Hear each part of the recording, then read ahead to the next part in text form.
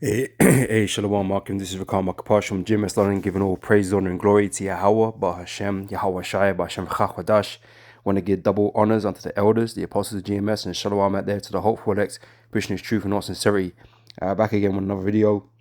And, we all know what's going on, in Baltimore right now. Everything with the bridge collapse and the chaos that's going to, wrought, in the land of America, in the world, because, it's open trade through that corridor.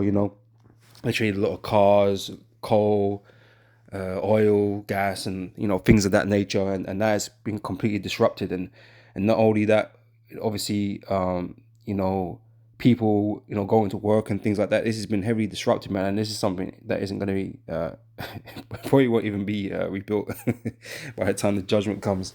But everything that we're seeing over there in America, everything, not just the bridge collapse, but just America's collapse in general. This is all you know synonymous with America's downfall, man. And they got this guy here on the X platform, as they say, formerly known as Twitter. It says, when a bridge named after the author of our national anthem collapses, it is a sign, right? I didn't know that, the Key Bridge, or whatever his name, I think Key's last name or whatever. The bridge is named after, also, wrote the national anthem. Okay, didn't know that. Very interesting. But yeah, it says, after the author of our national anthem collapses, it is a sign, right? And everything is a sign. All this, destruction and these judgments that are coming upon America and all these parts of the world, these prophecies that are being fulfilled, it's all a sign. It's all a sign of the downfall of this kingdom, right? It says we have that last days of Rome vibe, right? And we are in the last days. We're in the last days of this kingdom, okay? And so we're waiting to see the fallout of this event, right? Because it's these things are happening under dubious circumstances, man. It's all very suspicious, right? We had the terror attack in Russia not too long ago, and who knows, right? Who knows? Because Russia come out and was blaming the UK and US and Ukraine for the attack, right? So who knows that this might have been a retaliation of some sort? Who knows? It could be just a false flag. Who knows? Right, but the situation or the circumstances surrounding it is very suspicious indeed. Something to pay attention to. So we're gonna see where this goes. Who's to blame? Who's at fault for the boat crashing into the into the bridge, collapsing the shit out of it. It looked like a cheap deck chair, but it looked cheap. It just fell apart like that. And obviously, people died or presumed dead. Baltimore Key Bridge collapse. 6 construction workers presumed dead as trade chaos feared. Right, because this is going to have an impact in the rest of the world, man. And so, I've not seen anything yet about who's pointing fingers, who's blaming who, kind of thing. So that may still come out. But don't be surprised if they come out and say, yeah, it was the Russians or someone or something like that. That'd be interesting. Because the man are blaming each other for attacks on their home turfs and so on and so forth. So wait and see, man. But this is definitely suspicious. Obviously, it could be some sort of false flag. So again, we wait until we see what materializes out of this. But yeah, like I said, man, they're just signs, man. It's just the end. It's the end, isn't it? Right? Oh, is this playing? It's playing. Yeah, look at this, man. Just look like bad. It look bad cheap. Just collapse like that.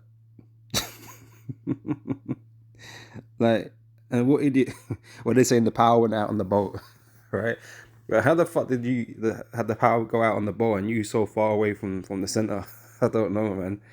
Apparently there's no horn that was being blown to warn anybody or nothing like that. It just crashed into it and took the shit out. Not took it out, crazy.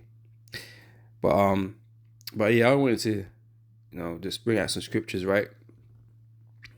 on on these circumstances, on prophecy, man, and things that are happening, to America, and like I said, it's time for its downfall, right?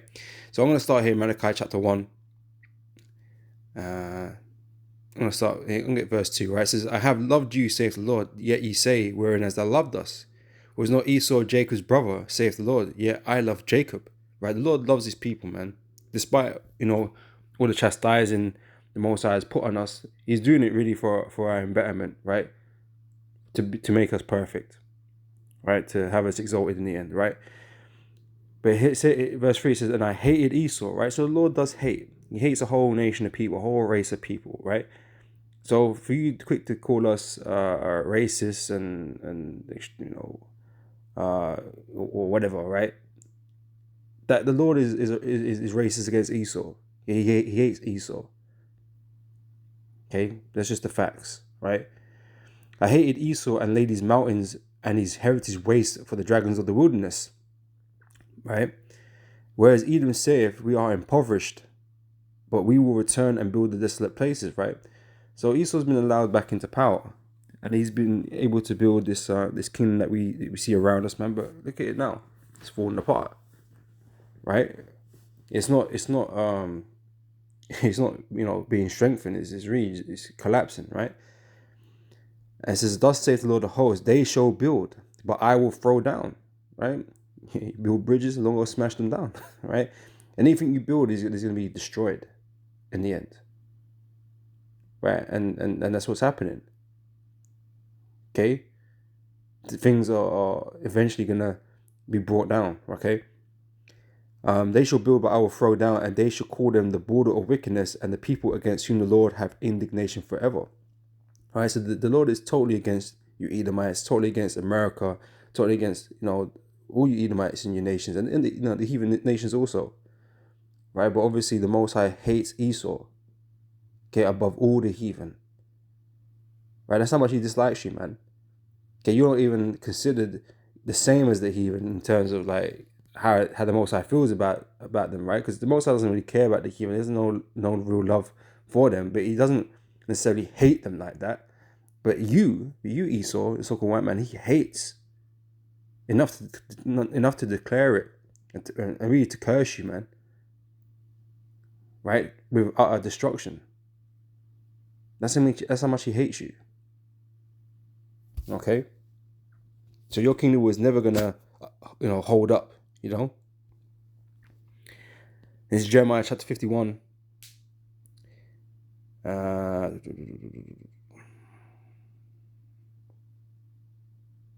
Read from verse 7 here.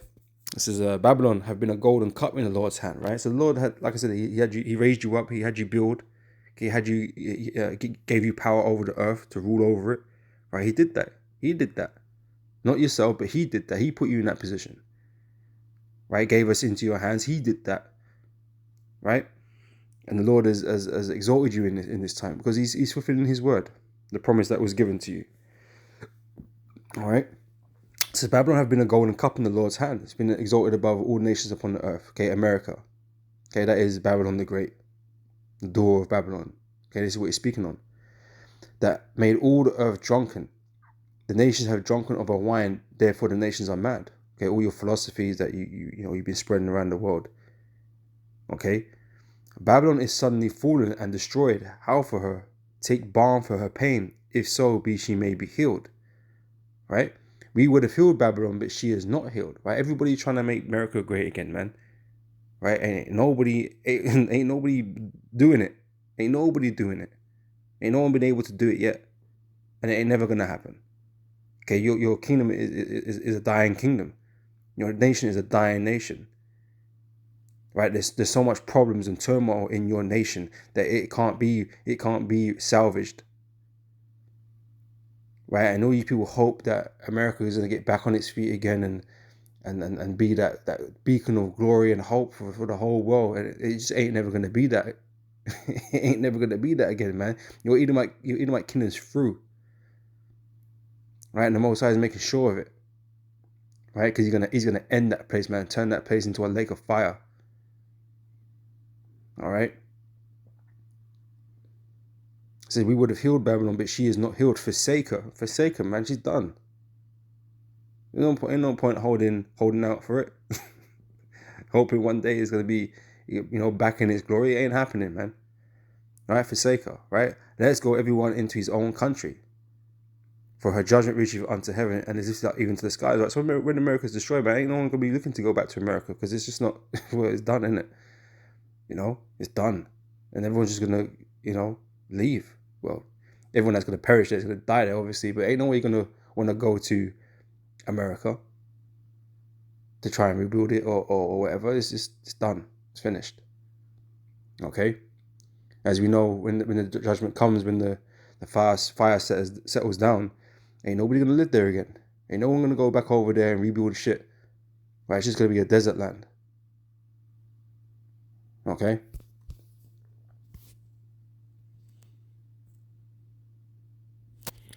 It's Job 14:5. Seeing these days are determined, the number of his months are with thee. Thou hast appointed his bounds that he cannot pass. Right? So, it's like I said, it's the end of his kingdom. All right? It's the end of his kingdom. And he can't rule beyond the time that was given to him. Okay, every empire, every empire has that time where they fall. And for some reason, these Edomites out here believe that their kingdom can go on forever. That there isn't going to be no time of trouble where, it's going to fall. But every empire before it did. Rome fell, Greece fell, Persia, Babylon, they all fell. They never lasted forever. There come a point in time where they fell, man, and were destroyed. Okay, and rulership was transferred to another people.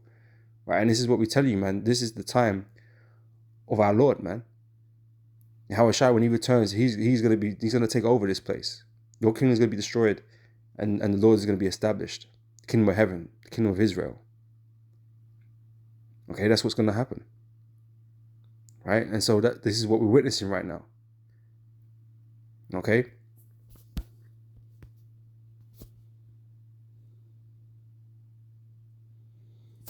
It's Revelation chapter 12, verse 12. Therefore rejoice, ye heavens, and ye that dwell in them.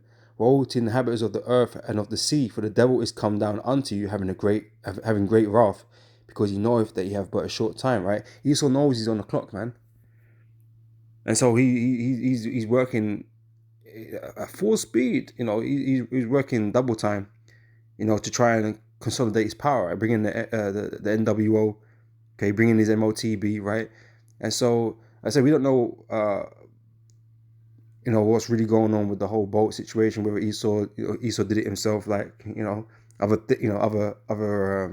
demolition jobs that he's done in the past, right, in his own country.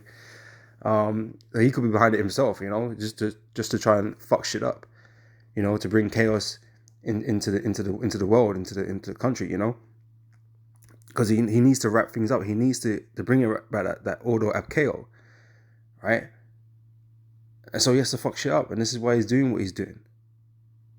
Yeah, the Most High is making him do it, and this is what he doesn't realize. The Most High's got him working double time, right? He's got Esau panicking to try and resist the Lord and the prophecies, man. Right? He figures if he can get everybody to take the MOTB, that the Most High can't do nothing, or he's not gonna, bring about the end of his kingdom. That's just simply, idiotic. But this is this is the mind of an Edomite we're talking about. Who can understand it? He's obviously deluded. But yeah, like I say, it could be inside job and whatnot. But Esau's rushing to try and, obtain his everlasting kingdom. All right, so he knows he has but a short time. He knows it in his spirit. That's why he's rushing.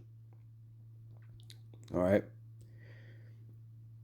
It's 2 Ezra chapter 16, verse 37 says, "Behold, the plagues draw nigh and are not slack, as when a woman with child in the 9th month bringing forth her son, with 2 or 3 hours of her birth, great pains come past her womb, which pains when the child cometh forth they slack not a moment.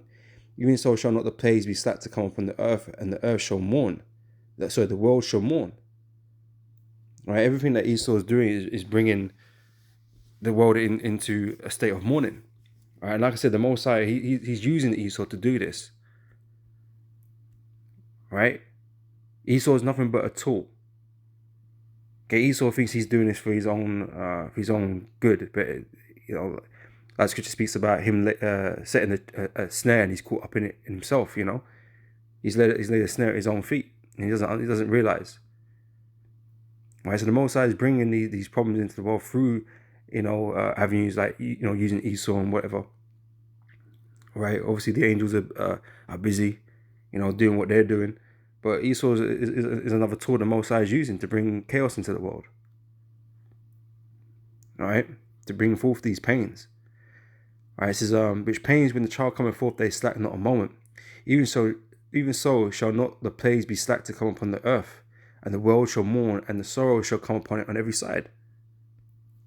All right, so that's what's coming, man. We keep talking about the time of Jacob's trouble, the time of trouble. That's what's coming soon, man.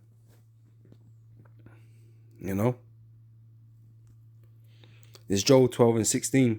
It says, with him is strength and wisdom. This is talking about the Heavenly Father, right? The deceived and the deceiver are his, right? So whatever the cause of the boat, crashing into the bridge and bringing down the bridge, and whatever the cause is, right? Whether it's Esau, whether it's whether it's inside America, whether it's outside America, whether it's the Russians that did it or whoever, man, it doesn't really matter. The Most High is in control of all of this, man. The deceived and the deceiver are his, right? The Most High is making everyone do his will. All right.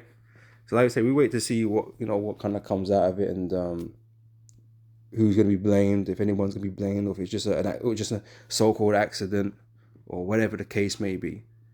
Right. All we do know is that bridge going out is going to cause a lot of problems. Okay, it's going to cause a lot of problems, man. Now they've got to find another way to reroute those materials that are going around, reroute around, these places, where it's going to cost extra money, it's going to cost time, and I say it's going to disrupt people working and all kinds of things, man. Well, what I even thought about when that bridge collapsed. There might have been a movie like that, actually, where I think probably Manhattan. Probably I'm thinking about the bridge collapses. It's just an island, isn't it? So you can't get off it. And so things like this are gonna go on, man. You're gonna be trapped on the island and all that kind of stuff. Because the only bridge off the island is out, or the multiple bridges are out, or whatever the case may be, and you're just stuck on it, man. What kind of situation? How you gonna deal with that? That island is gonna become very fucking violent, vicious. You can't get no supplies in and all that kind of shit. It's gonna be crazy in the time of famine and whatever, right? And they may just do that. They may destroy the bridges and all that kind of stuff to control the people and all that shit. Who knows, man? I don't see why not.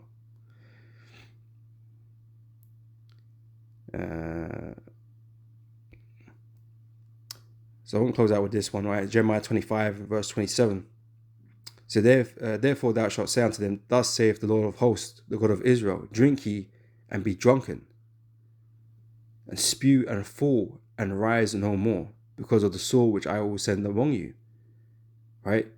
So like I said, Most High is damaging this place, man. He's destroying it, and there is going to be no recovery. Right? The Lord is sentencing you to death. Right? There's going to be no recovery. You're going to fall and rise no more. Right?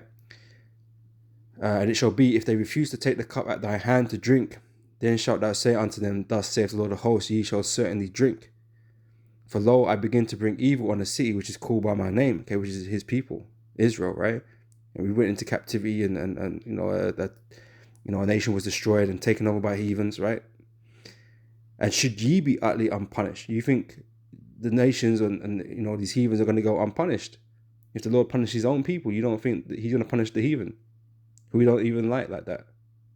right? And he hates Esau. You don't think the Most High got something in store for Esau? Of course, you're gonna get it the worst, right?